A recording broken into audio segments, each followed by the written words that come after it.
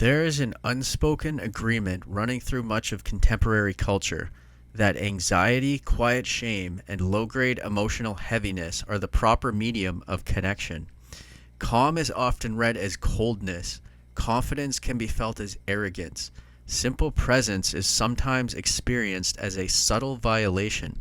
Real positivity, when it is not performed, may even register as rude.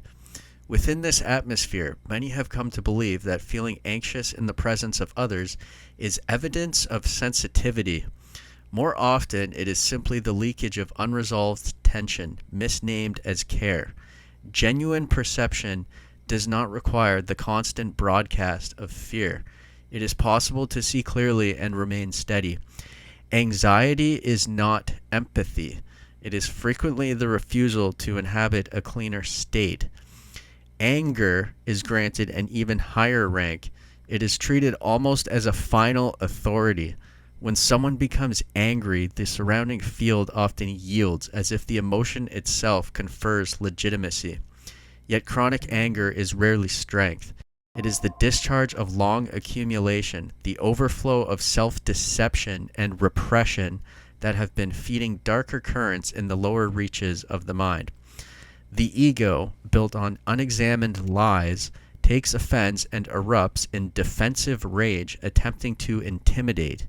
Some even irritate themselves deliberately, weaponizing the destructive charge so that others feel unsafe and yield.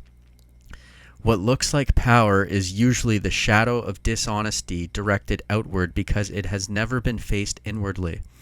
The triggered person then blames their own anger on the nearest available target, often on those who are simply clearer or more at peace, people whose presence reminds them of what they have refused to see in themselves. The same mechanism appears when calm truth is spoken. A steady voice stating what is real can provoke sudden hostility or projection. The calm itself becomes the offense, because it threatens the structure of lies that the darker material depends upon. The demons are not confronted by aggression. They are exposed by clarity, and the exposure is experienced as attack. People often treat it as a duty that others must absorb and process their emotional residue. When someone declines to reflect it back, the refusal is interpreted as coldness or moral failure. In reality, the light and steadiness of presence simply make it harder for the unowned material to be dumped and recirculated. The trigger is not aggression. It is the sudden absence of a willing container. This is the quiet cult of our time, a collective loyalty to anxiety, shame, and anger as the price of belonging. The lower field survives by recruiting participants and rewarding mutual heaviness as proof of solidarity. It functions like any closed system that cannot tolerate those who step outside it, exerting a constant pull to drag the clearer ones back down into the shared fog. Yet there is nothing wrong with being good. There is nothing wrong with clarity, warmth, or simple presence.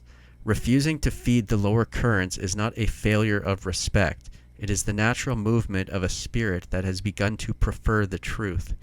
The positive spirit does not need permission to exist, and it does not need to dim itself in order to keep the collective mood undisturbed.